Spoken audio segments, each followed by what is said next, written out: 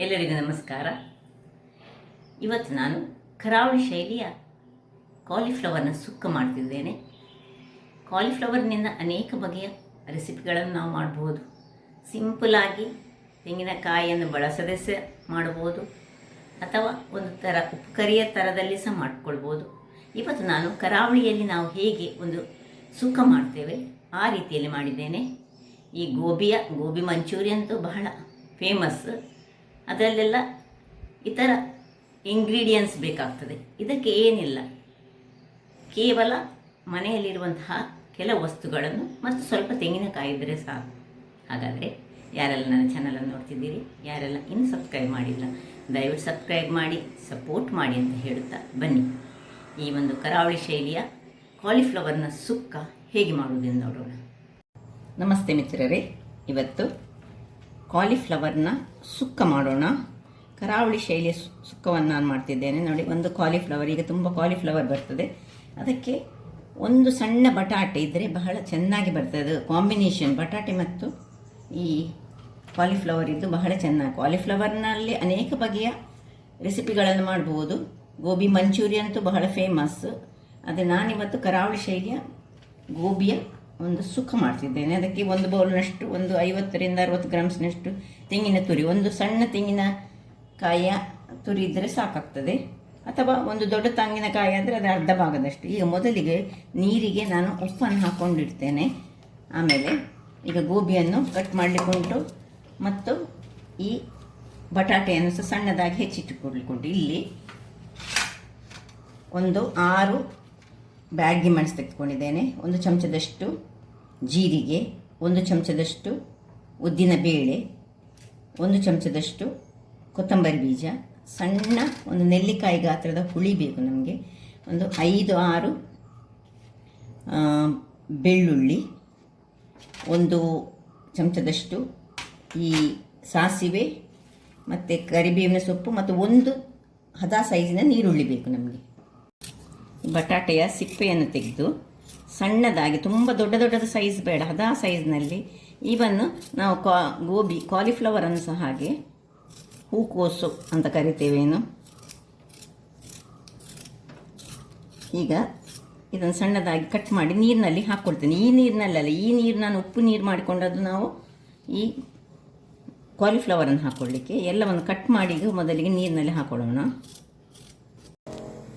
ವೀಕ್ಷಕರೇ, ಇಲ್ಲಿ ನೋಡಿ, ಈ ಸೈಜ್ನಲ್ಲಿ ನೋಡಿ ಈ ರೀತಿ ಕಟ್ ಮಾಡಿಟ್ಕೊಂಡೆ. ಈ ಬಟಾಟೆಯನ್ನು ನೋಡಿ ಹೀಗೆ ಉದ್ದಕ್ಕೆ ಕಟ್ ಮಾಡಿಟ್ಕೊಂಡೆ. ಈಗ ಎಲ್ಲವನ್ನು ಇದನ್ನು ಸಾಧಾರಣ ಒಂದು 10ರಿಂದ 15 ನಿಮಿಷ ಉಪ್ಪಿನ ನೀರಿನಲ್ಲಿ ಹಾಕಿಟ್ಕೊಳ್ಬೇಕು. ಎಲ್ಲಿ ಅದು ಹುಳ ಏನಾದರೂ ಇದ್ದರೆ ಎಲ್ಲ ಕ್ಲೀನಾಗಿ ಬರಬೇಕು. ಸೊ ಇದನ್ನೀಗ ಚೆನ್ನಾಗಿ ತೆಗೆದು ಒಂದು ಬಾಣಲೆಗೆ ಹಾಕ್ಕೊಳ್ತಿದ್ದೇನೆ.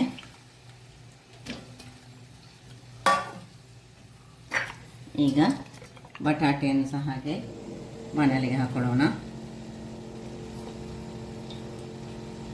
ಇನ್ನು ಈ ನೀರುಳ್ಳಿಯನ್ನು ಸಹ ಇದಕ್ಕೆ ಹಾಕಿ, ಕೊತ್ತಂಬರಿ ಸೊಪ್ಪಿದ್ರೆ ಕೊತ್ತಂಬರಿ ಸೊಪ್ಪು ಹಾಕ್ಬೋದು, ಅಥವಾ ಕರಿಬೇವಿನ ಸೊಪ್ಪು ಸ್ವಲ್ಪ ಹಾಕ್ಕೊಂಡು ಇದನ್ನು ಸ್ವಲ್ಪ ನೀರನ್ನು ಹಾಕ್ಕೊಂಡು, ಸಾಧಾರಣ ಮುಳುಗುವಷ್ಟು ನೀರು ಹಾಕ್ಕೊಂಡು ಇದನ್ನೊಂದು ಚೆನ್ನಾಗಿ ಬೇಯಿಸ್ಕೊಳ್ಳೋಣ.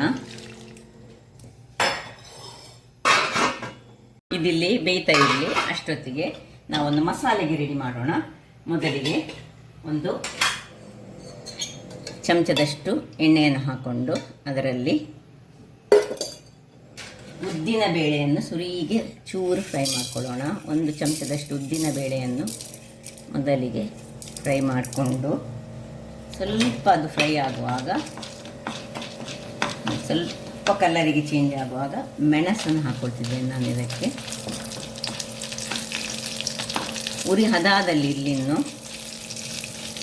ಮೆಣಸು ಸ್ವಲ್ಪ ಉಬ್ಬಿ ಬರುವಾಗ ನೋಡಿ, ಜೀರಿಗೆ ಮತ್ತು ಕೊತ್ತಂಬರಿ ಇಷ್ಟು ಹಾಕಿ, ಒಂದು ಕರಿಬೇವು ಸೊಪ್ಪಿನ ಎಲೆಯನ್ನು ಒಂದು ಹಾಕೊಳ್ಳೋಣ, ದಂಟು. ಇಲ್ಲಿ 1-2 ಬೇಕಿದ್ದರೆ ಹಾಕ್ಕೊಳ್ಬೋದು. ಕರಿಬೇವಿನ ಸೊಪ್ಪು ಹಾಕಿದರೆ ಪರಿಮಳವಾದ ಒಂದು ಮಸಾಲೆ ರೆಡಿ ಆಗ್ತದೆ. ಸೊ ಸ್ವಲ್ಪ ನೋಡಿ, ಮಸಾಲೆ ಇದು ಮೆಣಸು ಸ್ವಲ್ಪ ಉಬ್ಬಿ ಬರುವಾಗ ಮತ್ತು ಒಂದು ಘಮ ಬರುವಾಗ, ಇದೊಂದು ಪರಿಮಳ ಬರ್ತದೆ ನೋಡಿ, ಅಷ್ಟೊತ್ತಾಗುವಾಗ ಇದನ್ನು ಸ್ವಲ್ಪ ಆಫ್ ಮಾಡಿಕೊಂಡು ತಣ್ಣಗಾಗಲಿಕ್ಕೆ ಬಿಡೋಣ. ಮಸಾಲೆ ತಣ್ಣಗಾಯಿತು. ಈಗ ಇದಕ್ಕೊಂದು ಶಿಫ್ಟ್ ಮಾಡಿಕೊಳ್ಳೋಣ. ಇನ್ನು ಇದಕ್ಕೆ ಹುಳಿ,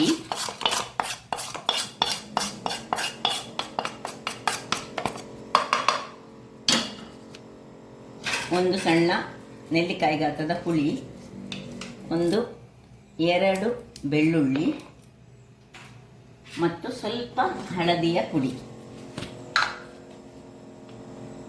ಇಷ್ಟನ್ನು ಹಾಕಿ ಒಂದು ಒಳ್ಳೆ ನೀರು ಹಾಕ್ಕೊಂಡು ಪೇಸ್ಟ್ ಮಾಡ್ಕೊಂಡು ತರ್ತೇನೆ. ವೀಕ್ಷಕರೇ, ಇಲ್ಲಿ ನೋಡಿ ಮಸಾಲೆ ರೆಡಿ ಆಯಿತು. ಈ ರೀತಿ ಮಸಾಲೆ ಬರಬೇಕು. ಇಲ್ಲಿ ನಮ್ಮದು ಇದು ಬೇಯ್ತಾ ಬಂತು ನೋಡಿ, ಹೀಗಾಯಿತು. ಈಗ ಇದಕ್ಕೆ ರುಚಿಗೆ ತಕ್ಕಷ್ಟು ಉಪ್ಪನ್ನು ಸ್ವಲ್ಪ ಹಾಕ್ಕೊಂಡು ಒಂದು ಸರ್ತಿ ತಿರುಗಿಸಿಕೊಳ್ಳೋಣ. ತಿರುಗಿಸಿಕೊಂಡು ಮತ್ತೆ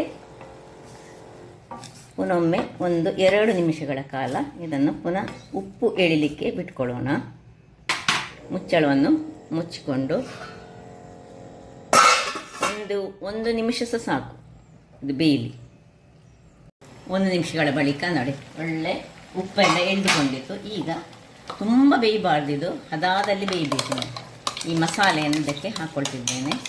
ಮಸಾಲೆಯನ್ನು ಹಾಕ್ಕೊಂಡು ಸ್ವಲ್ಪ ನಿಧಾನಕ್ಕೆ ಇದನ್ನೊಂದು ಬಾರಿ ತಿರುಗಿಸ್ಕೊಳ್ಳೋಣ. ಚೆನ್ನಾಗಿ ನೀರುಂಟಿನ್ನು ಸಹ ಇರಲಿ. ಹೀಗೆ ತಿರುಗಿಸಿ ಮಸಾಲೆ ಇದರಲ್ಲಿ ಚೂರು ಬೆಂದುಕೊಳ್ಳಿ. ಇನ್ನು ಇದೇ ಒಂದು ಮಿಕ್ಸಿಗೆ ನಾವು ತೆಂಗಿನ ತುರಿ ಏನುಂಟು, ಈ ತೆಂಗಿನ ತುರಿಯನ್ನು ಹಾಕೊಳ್ಳೋಣ. ಒಳ್ಳೆ ಬೆಳೆದ ತೆಂಗಿನ ತುರಿ ಆದರೆ ಬಹಳ ಒಳ್ಳೆಯದಾಗ್ತದೆ. ಇನ್ನು ಇದನ್ನು ಒಂದು ಸರ್ತಿ ಒಂದು ಬಾರಿ ಒಂದು ರೌಂಡ್ ತಿರುಗಿಸ್ತಾ ಇರ್ತೇನೆ. ವೀಕ್ಷಕರೇ, ಇಲ್ಲಿ ನೋಡಿ ಈ ರೀತಿಯಾಗಿ ಆಯಿತು. ಈಗ ಇದನ್ನು ಇದಕ್ಕೆ ಶಿಫ್ಟ್ ಮಾಡ್ಕೊಳ್ಳೋಣ. ಒಳ್ಳೆಯದು ಬೆಂದಿತ್ತು. ಮಸಾಲೆ ಎಳೆದುಕೊಂಡ್ರೆ ಆಯಿತು. ಇನ್ನು ಈ ನೀರು ಆರುವ ತನಕ ನಾವು ಸ್ವಲ್ಪ ಇದನ್ನು ತುರಿಗೆ ಸ್ವಲ್ಪ ಹೊತ್ತು 1 ನಿಮಿಷಗಳ ಕಾಲ ಮುಚ್ಚಿಟ್ಟುಕೊಳ್ತೇನೆ. ಆಮೇಲೆ ಮುಚ್ಚಳವನ್ನು ತೆಗೆಯುವ. ಸ್ವಲ್ಪ ಒಳ್ಳೆ ಟೇಸ್ಟಿಯಾಗಿ ಬರ್ತದೆ ಬಹಳ. ಇದಕ್ಕೊಂದು ಈಗ ಒಗ್ಗರಣೆ ಸಹ ರೆಡಿ ಮಾಡೋಣ. 1 ನಿಮಿಷ ಇದನ್ನು ಮುಚ್ಚಿಕೊಳ್ತೇನೆ. ವೀಕ್ಷಕರೇ, ಇಲ್ಲಿ ನೋಡಿ ಒಳ್ಳೆ ಬಂದಿತ್ತು. ಈಗ 1-2 ನಿಮಿಷ ಹೀಗೆ ಓಪನ್ ಇಡುವಾಗ ಇಲ್ಲಿ ನಾವು ಇದಕ್ಕೆ ಒಂದು ಒಗ್ಗರಣೆ ರೆಡಿ ಮಾಡ್ಕೊಳ್ಳೋಣ. 2 ಚಮಚದಷ್ಟು ತೆಂಗಿನ ಎಣ್ಣೆ ಹಾಕ್ಕೊಳ್ತಿದ್ದೇನೆ. ತೆಂಗಿನ ಎಣ್ಣೆ ಬಿಸಿ ಆಗುವಾಗ ಇಲ್ಲಿ ನೋಡಿ ಜಜ್ಜಿಟ್ಟಂತಹ 5-6 ಬೆಳ್ಳುಳ್ಳಿಗಳನ್ನು ಹಾಕ್ಕೊಳ್ಳೋಣ. ಅದರೊಟ್ಟಿಗೆ ಕರಿಬೇವಿನ ಸೊಪ್ಪು ಮತ್ತು ಸ್ವಲ್ಪ ಹಿಂಗೆ ಹಾಕೊಳ್ಳೋಣ. ಹಿಂಗೆ ಹಾಕುವ ಮೊದಲು ಸಾಸಿವೆಯನ್ನು ಹಾಕ್ಕೊಳ್ತಿದ್ದೇನೆ. ಸಾಸಿವೆ ಚಟ ಹೇಳಲಿಕ್ಕೆ ಆಗುವಾಗ ಇನ್ನು ಹಿಂಗು,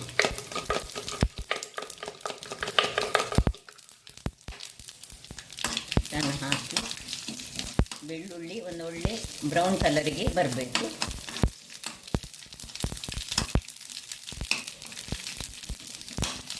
ಆಫ್ ಮಾಡಿಕೊಂಡು ಇದಕ್ಕೆ ಶಿಫ್ಟ್ ಮಾಡುವ.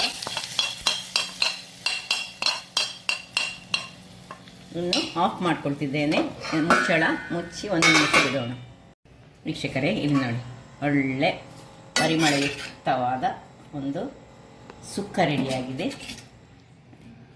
ಚಪಾತಿಗೆ ಆಗಲಿ ಇಡ್ಲಿಗೆ ಯಾವುದಕ್ಕೆ ಸೂಟ್ ಆಗುವಂತಹ ನೋಡಿ ಎಷ್ಟು ಚೆನ್ನಾಗಿ ಬಂದಿದೆ ಹೇಳಿದರೆ. ಅದರೊಟ್ಟಿಗೆ ಬಟಾಟೆ ಸೇರುವಾಗ ಇನ್ನೂ ಸದಕ್ಕೊಂದು ಟೇಸ್ಟ್ ಅದರದ್ದು ಇಮ್ಮಡಿ ಆಗ್ತದೆ. ಸೊ ನೋಡಿ ಏನು ಚೆನ್ನಾಗಿ ಬಂತು ನೋಡಿ. ಹಾಗಾದರೆ ನೋಡಿದ್ರಲ್ಲ, ಹೀಗೆ ಪೀಸ್ ಆಗಿ ಸಹ ಸಿಗ್ತದೆ. ನೋಡಿದ್ರಲ್ಲ ವೀಕ್ಷಕರೇ, ಯಾವ ರೀತಿಯಾಗಿ ನಾವು ಕರಾವಳಿಗರು ಈ ಗೋಬಿಯ ಸುಕ್ಕವನ್ನು ಮಾಡ್ತೇವೆ ಹೇಳಿ. ಗೋಬಿ ಮಂಚೂರಿ ಅಂತೂ ಬಹಳ ಟೇಸ್ಟಿಯಾಗಿ ಬರುವಂತಹದ್ದು, ಮನೆಯಲ್ಲೇ ಮಾಡಿದರೆ ಬಹಳ ಉತ್ತಮ. ಹಾಗಾದರೆ ನನ್ನ ಈ ಕುಕಿಂಗ್ ಚಾನಲ್ ನಿಮಗೆ ಇಷ್ಟ ಆದರೆ ಬೋಳೂರು ಸುವರ್ಣ ಚಾನಲನ್ನು ಲೈಕ್ ಮಾಡಿ, ಶೇರ್ ಮಾಡಿ ಹಾಗೂ ಸಬ್ಸ್ಕ್ರೈಬ್ ಮಾಡಿ ಹಾಗೂ ನನ್ನ ಇನ್ಸ್ಟಾಗ್ರಾಮ್ ಪೇಜನ್ನು ಫಾಲೋ ಮಾಡಿ. ಧನ್ಯವಾದಗಳು.